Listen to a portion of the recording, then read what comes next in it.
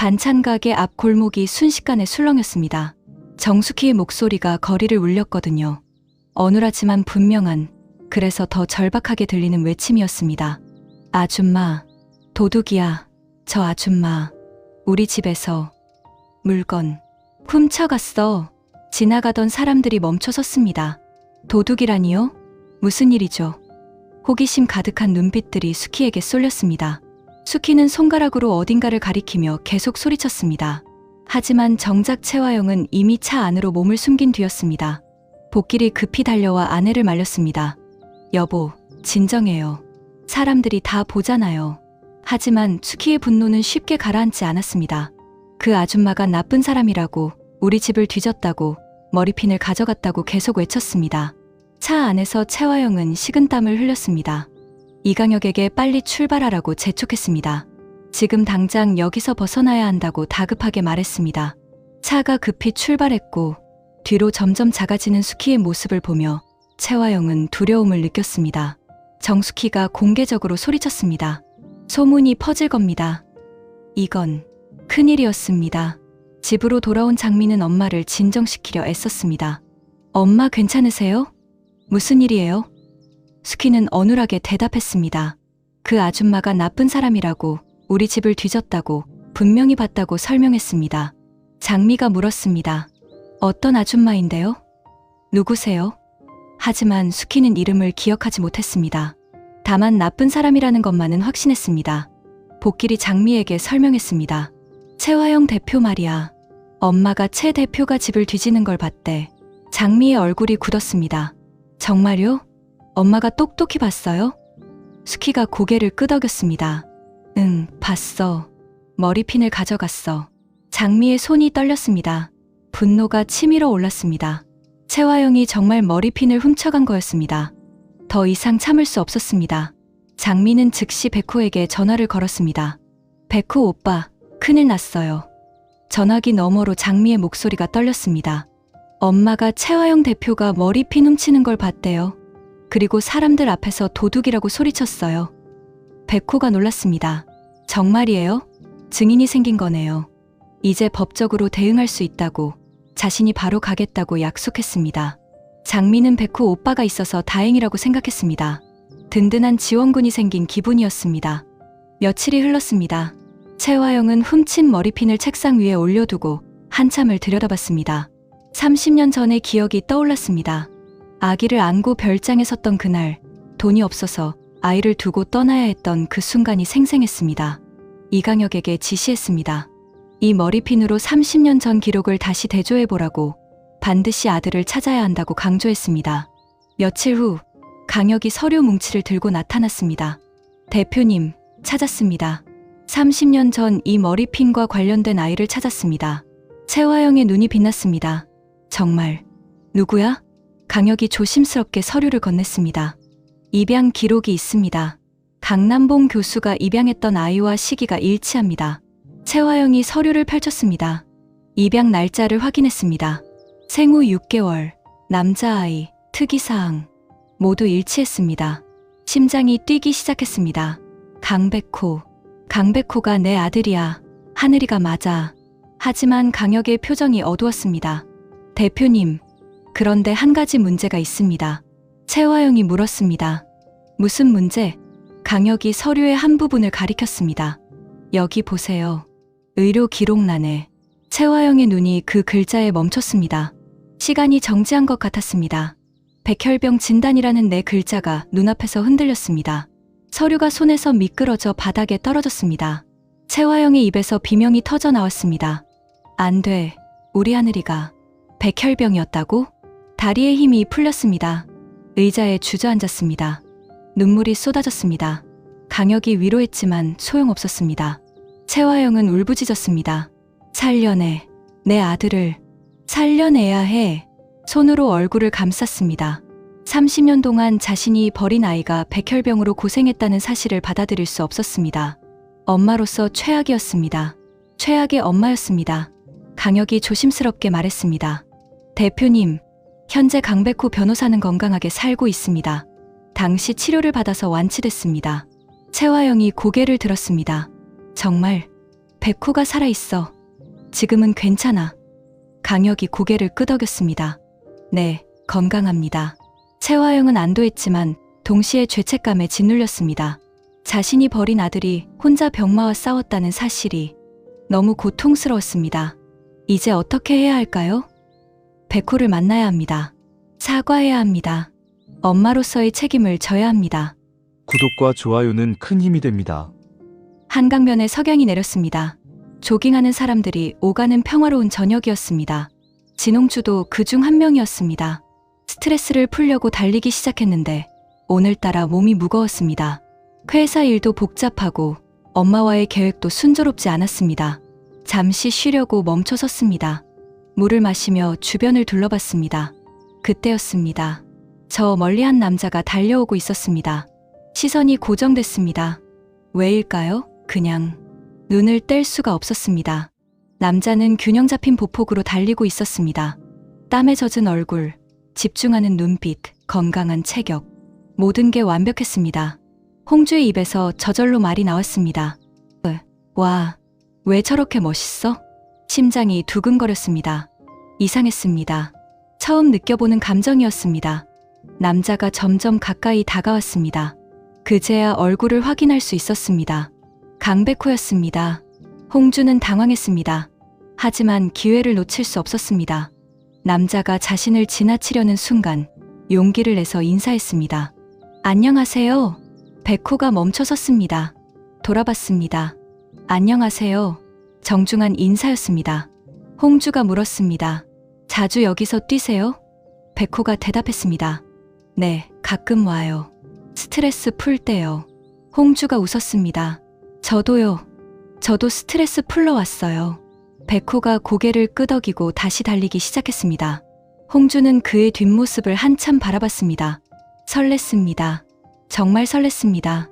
집으로 돌아가는 길, 홍주는 엄마 염산월에게 말했습니다. 엄마, 저 어제 한강에서 멋진 남자 봤어요. 강백호 변호사요. 진짜 멋있더라고요. 산월이 놀랐습니다. 강백호, 남봉 교수 아들. 홍주가 고개를 끄덕였습니다. 네, 맞아요. 진짜 매력적이에요. 산월이 미소 지었습니다. 그럼 홍주야, 백호 씨한테 접근해봐. 좋은 기회일 수도 있어. 홍주도 같은 생각이었습니다. 내일 다시 한강에 가야겠다고, 우연을 가장해서 다시 만나야겠다고 결심했습니다. 드림그룹 사무실에서 채화영은 백호를 만날 준비를 하고 있었습니다. 어떻게 말을 꺼내야 할지 고민이 깊었습니다. 그때 정찬이 들어왔습니다. 보고할 사항이 있다고 했습니다. 대표님, 이번 프로젝트 건인데요. 정찬이 말하는 도중 전화가 울렸습니다. 진동이 아니라 벨소리였습니다. 정찬이 당황한 표정으로 전화를 확인했습니다. 잠깐만요. 전화 받겠습니다. 채화영 앞에서 전화를 받는 정찬의 목소리가 들렸습니다. 여보. 채화영의 시선이 정찬에게 고정됐습니다. 여보, 결혼했어요? 정찬이 계속 통화했습니다. 알았어. 저녁에 집에 갈게. 오늘은 좀 늦을 것 같아. 전화를 끄는 정찬은 채화영의 차가운 시선을 마주했습니다. 얼굴이 굳었습니다. 채화영이 물었습니다. 정찬 씨, 결혼했어요?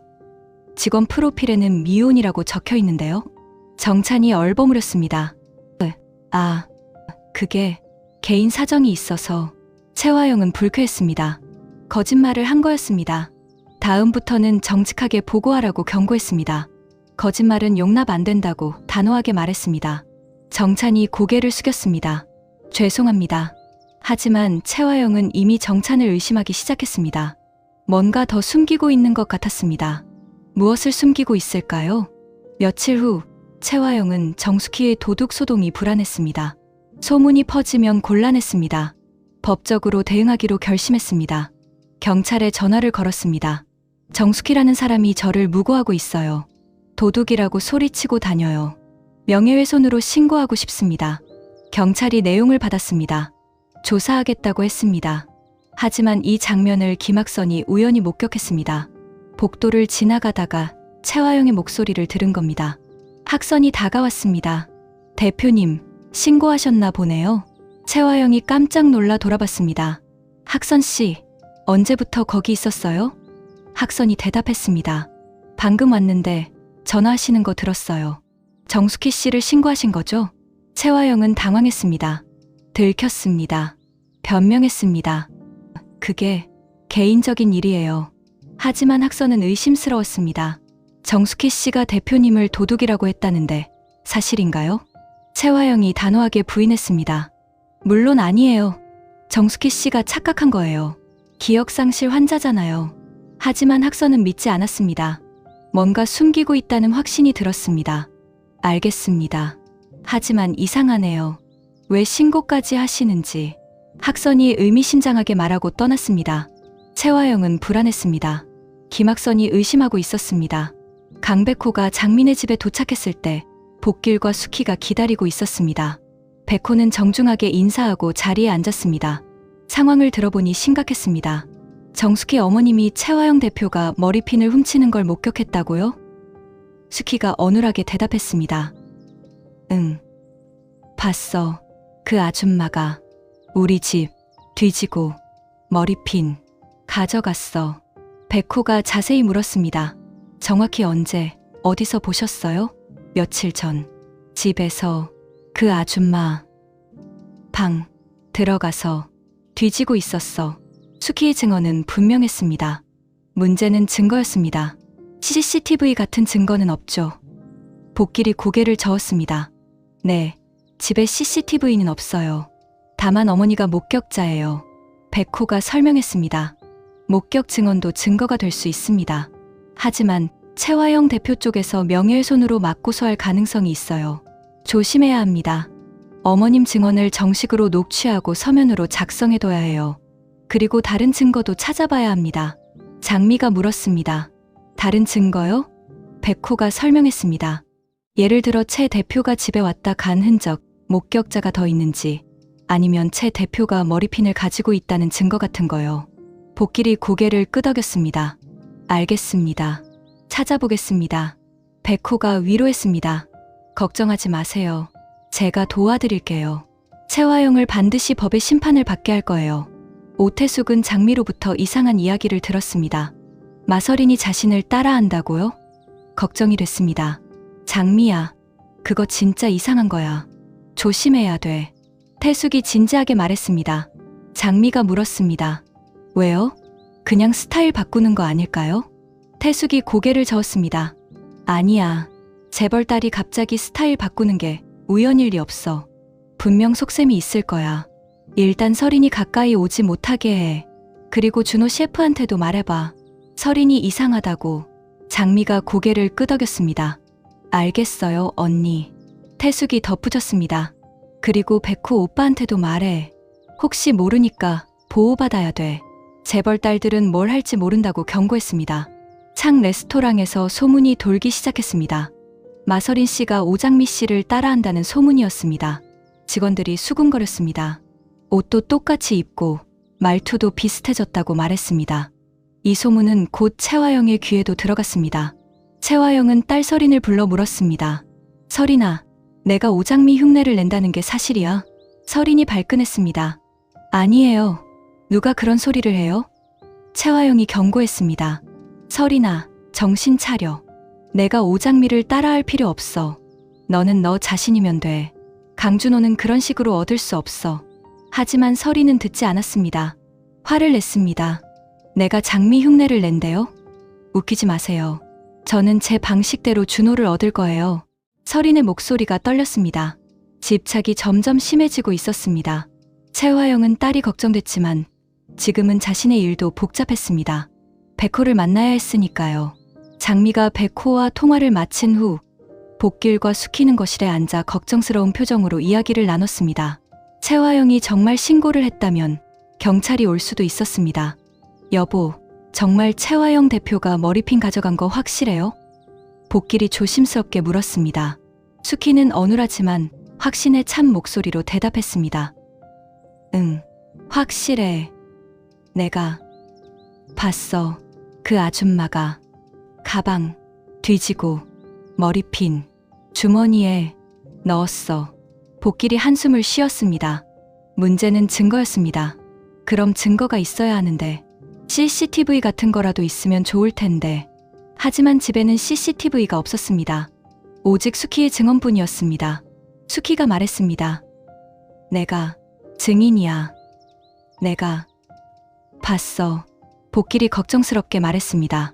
하지만 채 대표가 명예훼손으로 우리를 고소할 수도 있어요. 조심해야 해요. 수키가 화를 냈습니다.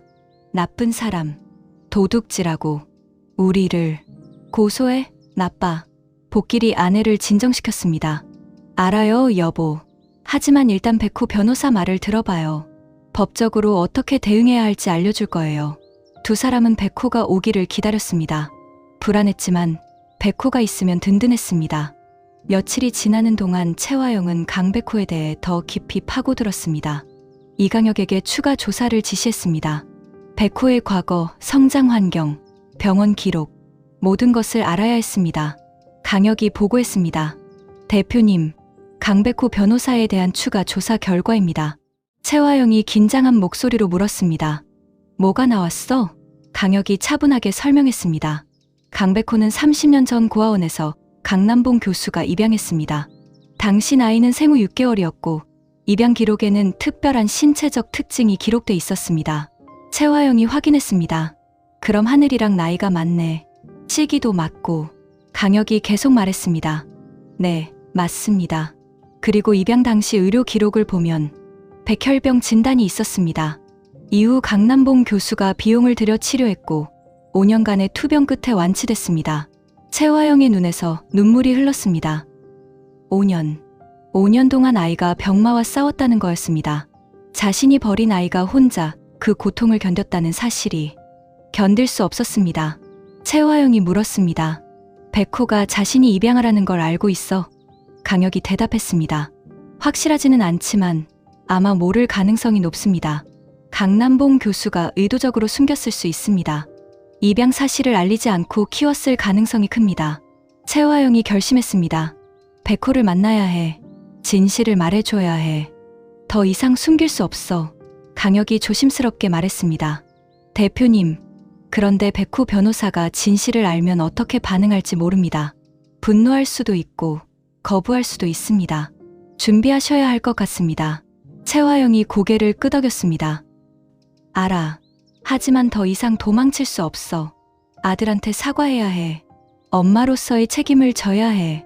창 레스토랑에서 마서린의 이상한 행동은 계속됐습니다. 어느 날 서린은 장미가 입는 것과 똑같은 앞치마를 구입했습니다. 같은 브랜드, 같은 색상, 같은 디자인이었습니다. 서린은 그 앞치마를 입고 레스토랑에 나타났습니다. 준호에게 보여주고 싶었습니다. 주방에 들어서자 준호가 놀란 표정으로 서린을 봤습니다. 서린 씨, 그 앞치마 장미 씨가 입는 거랑 똑같은데요? 준호의 목소리에는 불편함이 묻어났습니다. 서린이 밝게 웃었습니다. 예뻐서 저도 샀어요. 어때요? 잘 어울리죠? 준호는 더 이상 참을 수 없었습니다. 단호하게 말했습니다. 서린 씨, 장미 씨 따라하지 마세요. 이상해요. 정말 이상해요. 서린이 억울한 표정을 지었습니다. 따라하는 게 아니에요. 그냥 마음에 들어서 산 거예요. 하지만 준호는 믿지 않았습니다. 한숨을 쉬며 말했습니다. 서린 씨, 솔직하게 말할게요. 저는 서린 씨를 좋아하지 않아요.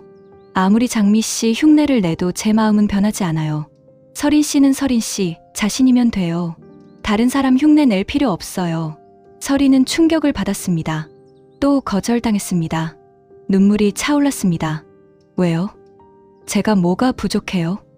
무엇을 더 해야 해요? 준호가 대답했습니다. 부족한 게 아니에요. 그냥 제 마음이 그래요. 사랑은 억지로 만들 수 있는 게 아니에요. 서린 씨는 좋은 분이지만 제가 사랑하는 감정은 아니에요. 서린은 받아들일 수 없었습니다. 울먹이며 레스토랑을 나갔습니다. 하지만 포기하지 않았습니다. 마음속으로 다짐했습니다. 더 열심히 해야 해. 더 장미처럼 되어야 해. 그럼 준호가 마음을 바꿀 거야. 며칠 후 진홍주는 다시 한강으로 갔습니다. 같은 시간, 같은 장소였습니다. 우연을 가장하려면 디테일이 중요했으니까요. 그리고 백호가 나타났습니다. 예상대로였습니다. 홍주의 심장이 다시 뛰기 시작했습니다. 저 멀리 백호가 달려오는 모습이 보였습니다. 땀에 젖은 얼굴, 집중하는 눈빛, 균형 잡힌 보폭. 모든 게 완벽했습니다. 홍주가 먼저 다가갔습니다. 안녕하세요. 지난번에 봤죠? 백호가 돌아봤습니다. 홍주를 기억했습니다. 아, 안녕하세요. 또 뵙네요. 미소가 번졌습니다. 홍주가 웃었습니다. 네, 저도 자주 여기 와요. 우연이네요. 사실 우연이 아니었지만 그런 티는 내지 않았습니다. 백호가 고개를 끄덕였습니다. 그러게요. 운동하기 좋은 시간대죠. 홍주가 제안했습니다. 혹시 같이 뛸래요? 혼자 뛰는 것보다 같이 뛰면 더 재미있을 것 같아서요. 백호가 잠시 생각하더니 동의했습니다. 좋아요. 같이 뛰죠. 운동 파트너가 있으면 좋긴 하네요. 두 사람은 나란히 달리기 시작했습니다. 홍주는 행복했습니다. 백호와 함께 있는 게 너무 좋았습니다. 심장이 계속 두근거렸습니다. 변호사 일하신다고 했죠. 힘들지 않으세요? 홍주가 물었습니다. 백호가 대답했습니다. 힘들지만 보람 있어요. 도움이 필요한 사람들을 돕는 게 좋거든요. 특히 억울한 일을 당한 사람들을 도울 때 가장 보람을 느껴요. 홍주가 감탄했습니다. 멋있어요. 정말 멋있어요. 저도 그런 일 해보고 싶어요. 사람들을 돕는 일 말이에요. 백호가 물었습니다. 홍주 씨는 무슨 일 하세요? 드림그룹에서 일해요. 아직 배우는 단계예요. 많이 부족하지만 열심히 하고 있어요. 홍주가 겸손하게 대답했습니다. 백호가 고개를 끄덕였습니다. 열심히 하시네요. 드림그룹이면 대기업인데 대단하세요. 아니에요. 아직 갈 길이 멀어요. 홍주가 겸손하게 웃었습니다. 두 사람은 계속 이야기하며 달렸습니다. 편안한 분위기였습니다. 서로에게 호감을 느끼는 게 분명했습니다. 달리기를 마친 후 두 사람은 한강변 벤치에 앉았습니다. 물을 마시며 쉬었습니다. 석양이 아름다웠습니다. 강물에 반사된 노을이 황금빛으로 빛났습니다. 홍주가 조심스럽게 물었습니다. 혹시 다음에도 같이 뛸 수 있을까요? 정기적으로 운동 파트너가 있으면 좋을 것 같아서요. 백호가 웃었습니다. 좋아요. 운동 파트너가 생기는 것도 나쁘지 않네요. 서로 동기부여도 되고요. 홍주는 기뻤습니다. 백호와 가까워질 기회가 생겼습니다. 두 사람은 연락처를 교환했습니다. 다음 만남을 약속했습니다. 같은 시간, 같은 장소에서 만나기로 했습니다. 홍주는 집으로 돌아가며 생각했습니다. 강백호, 정말 멋진 사람이야. 착하고 성실하고 능력도 있고 완벽해. 꼭 내 사람으로 만들 거야. 중얼거리며 미소 지었습니다. 집에 도착한 홍주는 엄마 염산월에게 말했습니다. 엄마, 오늘 백호 씨랑 같이 운동했어요. 연락처도 교환했고 다음에 또 만나기로 했어요. 산월이 웃었습니다. 잘했어, 딸아. 계속 그렇게 가까워져. 강백호는 좋은 남자야. 능력도 있고 집안도 괜찮고. 홍주의 짝으로 손색 없어. 홍주가 고개를 끄덕였습니다. 네, 엄마. 저도 그렇게 생각해요. 백호 씨는 정말 매력적이에요. 두 사람은 백호를 중심으로 계획을 세워나갔습니다. 채화영은 사무실에서 혼자 앉아 있었습니다. 책상 위에는 백호의 연락처가 적힌 메모지가 있었습니다. 손이 떨렸습니다. 전화를 걸어야 합니다. 아들에게 전화를 걸어야 합니다. 이강혁이 옆에서 조심스럽게 물었습니다. 대표님, 지금 전화하시는 게 맞을까요? 준비는 되셨습니까? 채화영이 떨리는 목소리로 대답했습니다. 더 이상 미룰 수 없어. 30년을 기다렸어. 이제 아들에게 진실을 말해야 해. 깊은 숨을 들이마셨습니다. 용기를 냈습니다. 그리고 전화를 걸었습니다. 신호음이 울렸습니다. 한 번, 두 번, 세 번. 심장이 터질 것 같았습니다. 여보세요? 백호의 목소리가 들렸습니다. 차분하고 안정적인 목소리였습니다. 채화영의 목소리가 떨렸습니다. 백호 변호사님, 저 채화영입니다. 만나고 싶은데 시간 내주실 수 있을까요? 백호가 의아했습니다. 무슨 일이신데요? 채화영 대표님. 채화영이 대답했습니다. 중요한 이야기가 있어요. 변호사님과 직접 관련된 아주 중요한 일입니다. 꼭 만나서 말씀드리고 싶어요. 전화로는 말할 수 없는 일이에요. 백호가 잠시 침묵했습니다. 고민하는 것 같았습니다. 그리고 대답했습니다. 알겠습니다.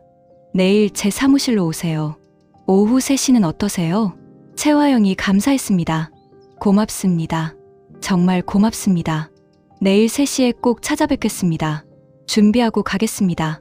전화를 끄는 채화영은 의자에 주저앉았습니다. 눈물이 쏟아졌습니다. 드디어 아들에게 진실을 말할 수 있습니다. 하늘아, 엄마가 미안해. 30년 동안 찾지 못해서 미안해. 내가 병으로 고생할 때 옆에 없어서 미안해. 이제 엄마가 모든 걸 책임질게. 이강혁이 조용히 물었습니다. 대표님, 괜찮으십니까?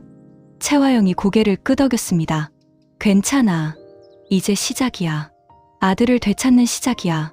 한편 백호도 채화영의 전화 때문에 마음이 복잡했습니다. 자신과 직접 관련된 일이라니 도대체 무슨 이야기를 하려는 걸까요? 불안했습니다. 뭔가 큰일이 벌어질 것 같은 예감이 들었습니다. 장미에게 전화를 걸었습니다.